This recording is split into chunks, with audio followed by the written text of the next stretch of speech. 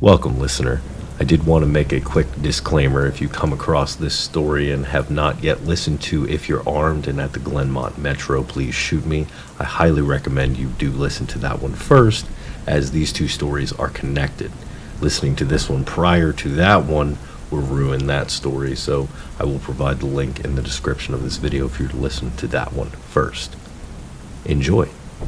No person, actually, no living thing, has experienced more suffering than clinical trial subject S-47. S-47 was a healthy male who volunteered to be a test subject for a trial of a drug called Mantanovox. Mantanovox typically yields mild improvement in memory and cognition. S-47 had a different reaction to the drug. I'm the research scientist who administered the dose of Mantanovox to this poor man, and I consulted with his doctors in the ER after he was found crumpled under a bench at the Glenmont Metro Station. I have first-hand knowledge of the devastating trauma that a Mantanovox cross-reaction can produce, so I couldn't understand why someone would beg me to put them through what S-47 had experienced. Then I took the drug myself. Mantanovox is essentially a calcium ion accelerator paired with a protein that binds to certain dendritic neuroreceptors. It makes signals flow faster through the brain, a lot faster. When I administered a mental speed assessment to subject S-47, 30 minutes after I gave him 25 milligrams, he was able to perform incredible, inhuman mental feats. He finished a 50-word word search in 3 seconds, solved a maze drawn onto a poster-sized paper in 2 seconds. His mind worked fast enough to catch thrown Cheerios with chopsticks. Mantanovox had pushed him well into the superhuman range of thinking speeds. His mental speed was still accelerating when he left our offices. I told him enjoy the extra time he would seem to have, since to his super accelerated brain, minutes would seem like hours. At the time, I thought S-47 would view the drug's effects as a positive thing. I pictured him at home, happily speed reading through books he had wanted to find the time to read. That's what I would have done, or so I thought. It didn't occur to me that from his point of view, just getting home from our office would seem like it took days. He must have experienced hours of perceived time just in the elevator from our office. A day waiting for the next train, and another day crammed inside a crowded and smelly metro car. If I had thought of that while he was still in our office, maybe I would have just sent him on his way with nothing more than a Mantanovox trial pamphlet. But what happened to S-47 was much, much worse than experiencing the equivalent of days on the metro. 90 minutes after I sent him home, I got a call from the ER at White Oak Hospital. A man had been found behaving bizarrely under a bench in the Glenmont Metro Station. By the time he reached the ER, he was unresponsive. Personnel in the ER found the Mantanovox trial pamphlet in his pocket and called my lab. I took a blood sample and I ran an engram decay.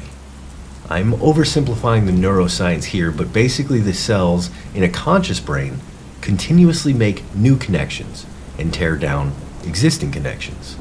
The new connections represent learning, and the torn down connections represent forgetting. When we sleep, cerebrospinal fluid washes away the metabolic debris from this activity. The test I ran measures how much engram decay, forgetting, has happened since the last sleep cycle. Engram decay is a good way of measuring the equivalent duration of consciousness, how long a patient has perceived they have been awake. We use this in the Mantanovox trials to measure the acceleration in thinking speed. More engram decay means the subject has perceived a longer period of consciousness. S-47's engram decay results were incomprehensibly large. I ran the sample 3 times to make sure nothing was wrong with the lab equipment. I got the same results each time. Subject S-47's brain had run so fast that in the 90 minutes between leaving the lab and winding up in the ER, he had perceived 8 million years of consciousness. The man had been awake so long in his perceived time frame that he had forgotten everything. Literally, his mind had been running so fast that even the nearly instantaneous act of blinking would be perceived as thousands of years of darkness.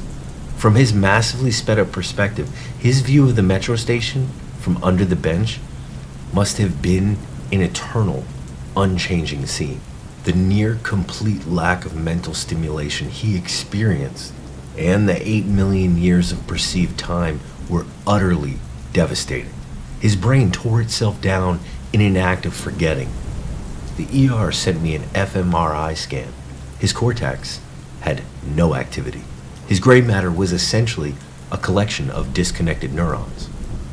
At the time, we had no way of knowing what caused this extreme side effect, but we noted that his blood work showed he had recently taken a sleeping aid. We guessed that the 25 milligram dose of Mantanovox, already unusually active in this subject, interacted with the sleeping drug. I compiled everything I had on S47 into a report and sent it to the head office. The company published an adverse drug reaction bulletin, and the Mantanovox trial was put on indefinite hold. I never learned what happened to subject S47. 2 months later, I was in my office preparing for a trial of a new blood pressure medication when the receptionist called. "There's a woman here to see you." Then she whispered, "She said she doesn't need an appointment because of who she is." I met my unexpected visitor in the lobby. A woman in her late 30s or early 40s. She wore a black business suit and had a ratty red JanSport backpack slung over one shoulder. She introduced herself as soon as I walked into the busy lobby, as if she already knew what I looked like. "My name is Helen Kaizen. I work with the Department of Defense, and I need to talk to you about Mantanovox." As soon as we got to my office, she pulled a stack of papers from her backpack and dropped them on my desk. It was the Mantanovox Adverse Drug Reaction Bulletin. "I need you to do this to me. You want me to induce the worst adverse drug reaction I've ever heard of? In you. On purpose." "The bulletin says that a high dose of flumanazole could potentially reverse the reaction. I want you to induce the adverse Mantanovox reaction in me, and when I give the signal, administer flumanazole to slow my mind back down." The bulletin says potentially, could potentially. That's 2 weasel words in a row. The bulletin has a mandatory future research section they needed material for, so they put in the only wild-ass idea they had. In reality, nobody knows how to prevent, induce, or reverse this reaction. I'm okay with uncertainty. Why would you want to do this to yourself? For what purpose? Science. I want to watch someone die, with my own eyes, in extreme slow motion. I thrust the bulletin back at her. "Whoever you are, Miss Kaizen, your idea of what science is and mine are profoundly incompatible. I won't help you destroy your brain. I won't participate in what sounds to me more like a satanic death ritual than clinical research." 6 weeks later, I found myself escorted through security in building G164 at Aberdeen Proving Ground. My escort? Dr. Helen Kaizen. Those 6 weeks opened my eyes to what a truly well-connected person can accomplish, no matter how demented their goals. Dr. Kaizen had somehow gotten a national interest exemption to the Mantanovox ban. I received the original document signed by the director of the National Security Council herself. Frankly, until then, I didn't even know there was such a thing as a national interest exemption to a restricted drug. Helen had somehow influenced the directors of the huge pharmaceutical company that developed Mantanovox. The CEO phoned me and asked me to participate in Dr. Kaizen's important experiment. I asked her if she knew exactly what Helen was doing. "I have no idea. I don't care. Just give her whatever help she needs. Any questions?" The way she said "any questions" made it abundantly clear that I was not to ask any questions. Of course, I did have questions. Why do I have to participate in this was at the top of my list, but I already received a counseling letter from HR complaining about my lack of judgment for letting S47 go home while he was still in the grip of Mantanovox. I felt pressure to lay low and go with the flow, and that's exactly what I did. Helen met me in the lobby of the massive office building on the military base. When she visited me at my office, she wore a black business suit. Today, she was wearing a white lab coat with Kaizen embroidered above the pocket. "Thank you for coming. I trust you have the drugs?" I showed her what I brought. A 100-milligram vial of Mantanovox HCl. She had requested the Mantanovox be compounded in an injectable form, and a box of Ambien pills. I also had a single vial of flumanazole, which according to the hastily written adverse reaction bulletin, could potentially reverse the Mantanovox cross-reaction with Ambien. The guard in the lobby gave me a red badge displaying a giant letter E for escort required, and Helen led me into the offices beyond. Helen's office was a windowless chamber with a floor-to-ceiling whiteboard covering all four walls and even the back of the door. Equations and strange diagrams featuring stars, circles, and what looked like electrical engineering symbols, or maybe ancient runes, filled the whiteboards. Helen watched me gape at the weird symbology that surrounded us. She laughed. "It's just math. These," she pointed at the markings that looked like ancient runes, "are just stochastic tensors. The whole thing is just a giant probabilistic differential. Never mind." She thrust a clipboard of paperwork at me. "Sign these, please. They're non-disclosure agreements." I worked through the paperwork while Helen rummaged around in a pile of binders and boxes in the corner of her office. "You can wear this," she said, and handed me a lab coat. I handed her the paperwork and put on the lab coat.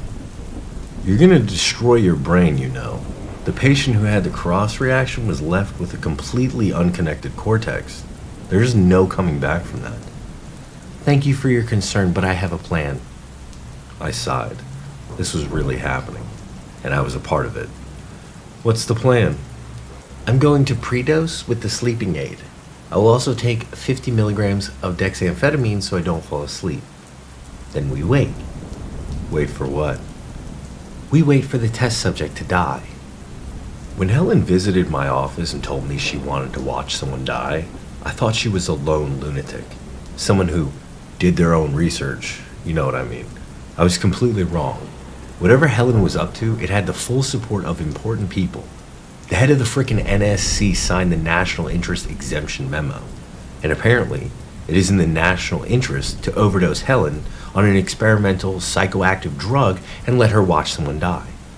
I said, "Is this an animal study?" "The test subject is a human with a terminal disease. He volunteered to participate in this experiment." She turned to her desk and sorted through a stack of papers and folders. She found what she was looking for and handed me a green folder. "We have institutional review board approval for this. I know it's a little unusual, but everything that we're doing today is approved." I remembered telling Helen that her experiment sounded more like a satanic death ritual than legitimate science. Now in Helen's office with the walls full of strange mathematical symbols and diagrams of stars inside of circles, the same thought again occurred to me. Despite all the trappings of authority and approval, I could not see how this ludicrous experiment was legitimate science. The phone rang. Helen answered with a terse, "Yes." Whoever was on the other end of the call spoke briefly. "We'll be right there," Helen said and hung up the phone. "We have to go to the capture chamber. I will explain the plan in more detail when we get there." We marched out of her office, Helen in the lead. We wound through the halls of her second-floor office suite, then into the stairwell. We descended 10 floors, through fire doors at the bottom of the stairwell, then into another security vestibule. More checking of IDs, more signatures on sign-in sheets. I put my phone in a small cubby. I was given a second badge that read, "Detain and blindfold if unescorted." Then we passed through a glass-enclosed, one person at a time man trap and into a long corridor. I read the signs on the doors we passed. Some were normal basement corridor sorts of things, electrical, custodial closet, HVAC. Then the signs got weirder. Pharmacy, theology, hospice. We stopped at a door fitted with a small sign that said, "Capture Chamber." Helen entered her code into the keypad lock. I heard the lock click open, and I had a sudden flash of fear. Panic almost. The feeling was more than just a strong distaste for whatever Helen was doing. I sensed that whatever was behind that door was wrong. Not just ethically wrong or scientifically misguided, but cosmically wrong and dangerous. Helen held the door for me, and I entered the room in which I would spend the next 120 years. The capture chamber was a gigantic space, like a Walmart with all the shelving removed. A flawless white tile floor reflected the ranks of hundreds of fluorescent lights that hung from the ceiling 50 feet above us. A hospital bed was positioned in the center of a raised circular platform in the center of the room. Even from the door, a good 150 feet away, I could tell there was a patient in the bed. A vital signs monitor stood to the left of the bed. A man sat in a metal folding chair on the right. The platform was surrounded by heavy machinery. Huge cams mounted on shiny stainless steel shafts were linked to a maze of interlocking rails that surrounded the bed platform. A tangle of brightly colored cables wove through the equipment like tree roots or capillaries, giving the apparatus the look of something organic. Another raised platform stood outside of the ring of machinery. Instead of a bed, this platform held a black leather reclining chair that was oriented so that whoever sat in it could observe the test subject. At least 24 computer monitors were mounted on a metal framework surrounding the chair. Helen led me to the second observation platform. The test subject, she pointed at the patient in the hospital bed, stopped oral intake 6 days ago and lost consciousness 36 hours ago. We're monitoring his respiration and mandibular movement. We believe he will die in the next 2 hours. Who's the man sitting next to him? That's his son. Our protocols specify that the terminally ill test subjects must be comforted by one family member.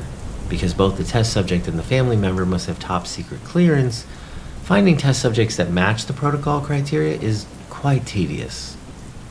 Something about the way she said this suggested she thought having family members present was a waste of resources. We climbed a short flight of steps to the observation platform with the leather chair. The chair faced the center of the platform in the hospital bed where the test subject lay dying. 2 huge mounting stands holding 12 computer monitors each stood to the left and right, framing the view of the hospital bed. The monitors flashed and flickered patterns that appeared to be random noise. Helen walked to the leather chair and I stumbled behind, slack-jawed, trying to make sense of this bizarre experiment, or whatever it was. Helen continued talking to me, oblivious to my confusion. I am going to predose with the Ambien and dexamphetamine now. The dexamphetamine will counteract the Ambien, so I should have no problem staying awake. We will wait until his respiration slows to 6 breaths per minute. Then you will inject me with 40 milligrams of Mantanovox. She sat in the chair, a surprisingly ordinary reclining chair. Please put the drugs here. She gestured to a small table to her right that held a tall glass of water and a prescription bottle labeled dexamphetamine. Bolted to the left arm of the chair was a gray metal box that held a small garden of switches and lights. A large red mushroom-shaped button labeled Dose Now stood above the others.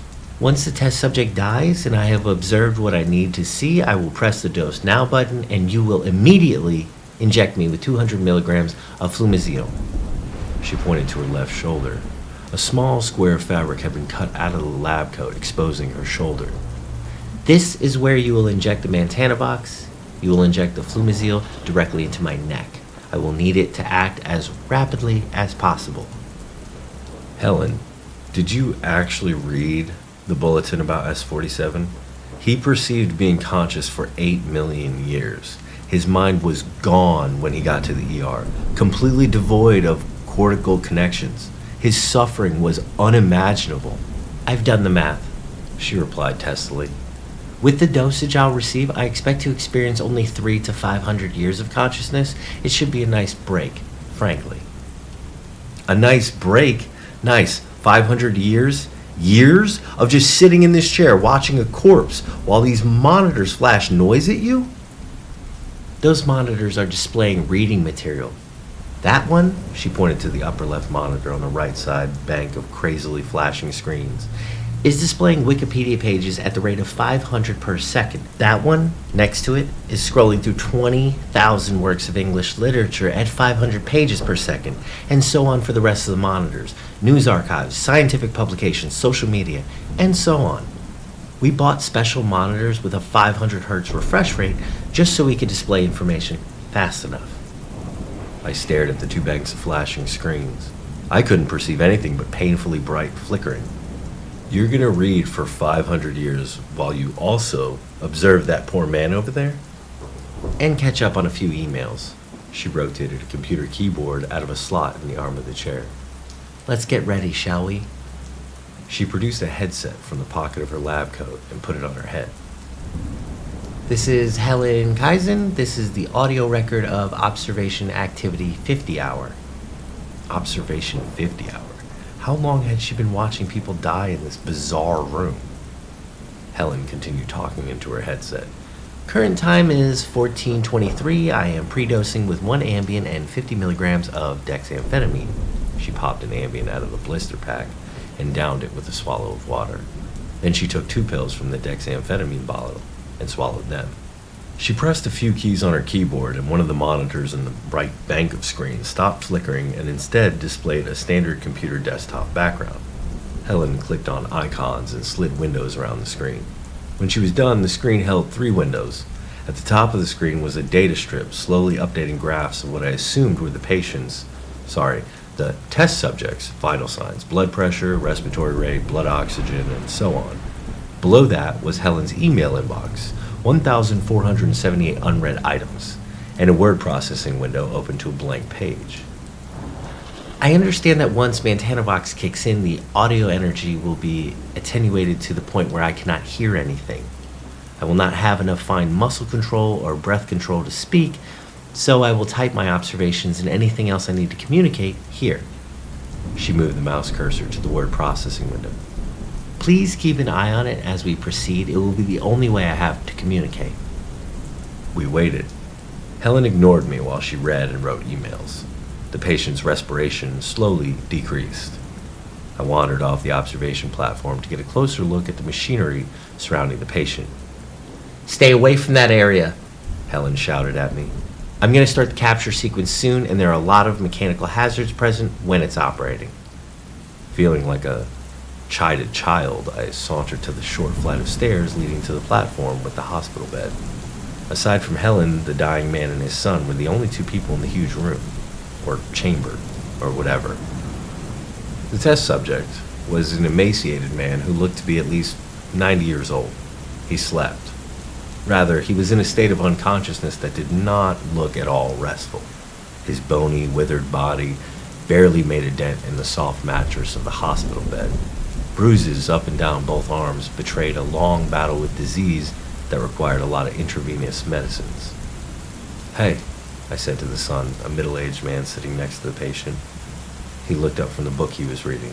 Before he could speak, Helen shouted across the chamber, "No communication with personnel on the test subject platform." The patient's son rolled his eyes and whispered to me. Helen's a bit of a stickler for protocol. I nodded in agreement and wandered back towards Helen on the observation platform. I walked about, examining but failing to understand the machinery surrounding the test platform. I stared at the flashing banks of screens, trying and failing to perceive even a single screen of content. I stood behind Helen and surreptitiously read a few of her outgoing emails. Subject: risk analysis of portal capture experiments. Subject: military benefits of applied theological research. Subject: time card failed floor check. Helen glanced back at me with a glare that clearly communicated she did not appreciate me reading her emails over her shoulder. I returned to strolling around the perimeter of the room. An hour passed, then another. I thought about Helen's plan to spend centuries of perceived time in this room. I'd only been there 2 hours, and I was desperately looking forward to getting the hell out. To spend multiple lifetimes here, to look forward to spending lifetimes here, was a sign that Helen was different. "It's time," Helen shouted at me across the room. I jogged to the observation platform. Helen had already prepared the injection of Mantanovox. On the far platform, the son was standing over the bed, holding his father's hand. Helen was speaking into her headset when I got to the top of the stairs. Blood pressure is dropping, respiratory rate is down to 6. The probability of death in the next 10 minutes is over 90%, starting the portal stabilizers. She flicked a few switches on the control box that held the Dose Now button. A klaxon blared, red cop car style lights on the machinery started flashing. The apparatus surrounding the patient slowly came to life. Motors hummed with rising pitch. Shafts turned faster and faster, their cams pushing the strange grid of beams up and down. The fastest moving parts of the machine started to glow and flash, giving it the look of a carnival ride. The machine spun and gyrated faster and faster. The grid of glowing beams blurred. The machine kept accelerating, and the seemingly random flashes became synchronized with the movement of the grid of beams, resolving into a glowing five-pointed star inscribed in a circle that rocked in crazy, unpredictable ways. Capture device trim active, dosing with Mantanovox now. Helen spoke into her headset. She handed me the syringe. Dose me with the Mantanovox, then stay on this platform and watch my log entries.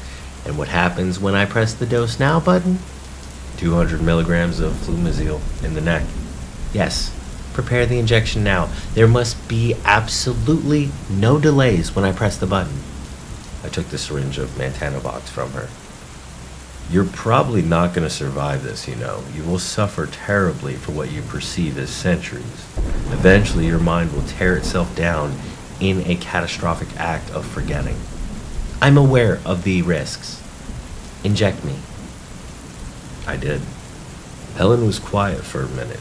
She looked at the patient on the far platform. She stared at the flashing computer monitors. Then she snapped her head to face me and said, "I think it's starting to take effect." She blurted the words out almost too fast to hear. "Your perception is definitely accelerated, maybe about 10 times faster." Helen turned away from me so fast that she almost fell out of her chair. She darted her hands to the computer keyboard and typed. The key presses sounded more like a drum roll than a human using a keyboard. I can hear you, but your voice is slowed and frequency shifted. I cannot understand. I will communicate through this screen. Please type your response to me here. I leaned over her keyboard and typed. "How long does it seem to take my pen to fall?" I stepped in front of Helen. Her eyes were darting around in a frenzy. Her gaze oscillated between me, the computer monitors, and the patient on the far platform. I pulled a pen out of my pocket and dropped it onto the floor. Helen drumroll typed her response. "Days to fall. Sound is gone. Time to get to work."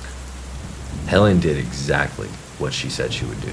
She jerked her head back and forth between screens, reading whatever information they were flashing at her. She opened emails and slammed text into the response window. Occasionally her eyes would linger on the patient in the center of the whirling machinery. Then she would return to the frenzy of reading and writing. 3 minutes ticked by. I tried to calculate how long she perceived those 3 minutes to be. If the quarter-second drop of my pen seemed to take days for her, then each second that ticked by would seem to her to be about a week. 3 minutes would be over 3 years. I watched her closely. She didn't appear to be suffering. She could push the Dose Now button at any time, but so far had chosen not to. Her pattern of frenzied motion and typing suddenly ceased. She fixed her gaze on the patient for a second, 2, 3. Those few seconds were weeks of her time. Helen shot her fingers at the keyboard again. This time she typed a message in the journal window. "He's dead." Chaos broke out. A moment after Helen typed her message, the vital signs monitor threw up a red warning message. RESP 0 HR 0. Helen's hands raced over to the control panel in a blur, flicking switches and turning dials. The churning, satanic carnival ride of a machine came to an abrupt stop with a screech and a bang. The floor shook as the foundation of the building absorbed the forces involved in bringing tons of spinning and thrashing metal to an instant stop. The circle in star shape glowed brighter than ever, held fixed at a strange angle by the frozen machine. In the same instant, the patient's son screamed in pain and he fell to the floor. No, it wasn't that simple. I looked closer and saw that he didn't fall. His legs collapsed under him, bent like they were made of rubber or melting plastic. His legs continued to melt until his torso sat on the platform in a pool of red goo. The man tried to scream again, but the severe trauma, or whatever it was that ruined his legs, started to affect his abdomen. With his diaphragm destroyed, screaming was impossible. So was breathing. Every instinct in me urged me to run to the door, to get out of the room, but I had a duty to administer the antidote to Helen. I would not be responsible for another person going through what S-47 had. Helen hammered out another message. He's taken his second death in the portal. Dose yourself with Mantanovox now, or you will die. I had no idea what the first line of Helen's message meant. Second death? Portal? Those words meant nothing to me. But the second line, I understood. And there was no way I would dose myself with that drug. To live 1,000 lifetimes in this bleak underground facility, I'd rather die. On the far platform, the son of the man, who apparently died 5 seconds earlier, continued to dissolve. His chest splashed apart like a breaking water balloon. His head and arms fell into the puddle that his body had made, floated like a horrific pool toys for a moment, then melted away. I had seconds to think about what Helen wrote. Take the drug and live. He took his second death in the portal. What would happen to me if I didn't take Mantanovox? But where I had only seconds to think, Helen, in her hyper-accelerated mental state, had the equivalent of days to decide what I should do. To decide what she should do to me. I turned from the screens to look at Helen. She was staring at me, studying me with unblinking eyes. For her, every slight microaggression that flashed across my face, every tiny change in my body language would be an hours-long process. She probably knew what I was going to do before I did. I was not going to take the drug. Helen rose from the chair before I could even nod my head to signal no to her. Her proprioception system was running 10,000 times faster than her body. With that kind of disconnect in mind-body control, moving normally would be nearly impossible. Helen discovered this problem as she tried to stand up. Whatever else Helen may be, it's pretty clear that she's smart as hell. She can figure stuff out and learn quickly. That's exactly what she did on the floor. She froze, then methodically began moving one limb at a time. She lifted one leg, then let it drop. She brought her other knee to her torso. She pushed herself up onto her left elbow. She steadied herself with her right arm. Then she rose. For a moment I thought she was going to fall again, but her movements this time were more controlled, purposeful. She had learned how to move under the influence of Mantanovox. Blood ran from her mouth and nose where she smacked her face on the floor. She glanced at the far platform. The test subject's son was still busily liquefying. Then she turned towards me. Her movements were more like a bird's than a human's. A sequence of blindingly fast motions punctuated by short intervals of motionlessness. She moved sideways with a lurching twitch and grabbed the syringe and a vial of Mantanovox from the table next to her chair. Her eyes continued to burn into mine as she stabbed the needle through the seal on the vial and filled the syringe. No! I knew shouting was useless, but she couldn't hear. But fear had decoupled my mouth from my brain. Panic and terror replaced all other thoughts. I tried to run. I started to turn anyway. Helen had hours to watch me slowly shift my posture and start to engage my muscles. She lunged at me, perfectly anticipating where my neck would be when her arm reached me. For her, physical struggle must have been an intellectual activity like chess, and not a physical endeavor like fighting. In the split second I tried to get away, she had analyzed my face for tells, saw all the small ways my body telegraphed what I was going to do, then calmly made a plan to stop me. Despite my attempt to duck and dodge, she stabbed me in the neck with the needle. Even though her attack was lightning fast, she managed to inject the Mantanovox directly into my jugular. I was already off balance trying to duck her attack with the needle when she slammed into me. I fell hard to the floor. Actually, no, I started to fall towards the floor, but the massive dose of the drug, injected directly into my neck, took effect almost instantly. All sound dropped in pitch and then died away entirely, as if the soundtrack of life was a vinyl record that suddenly stopped spinning. The world froze before I hit the ground. In one instant, I was struggling like mad to get away, and in the next, I was frozen in mid-fall, like a bug, fossilized in amber.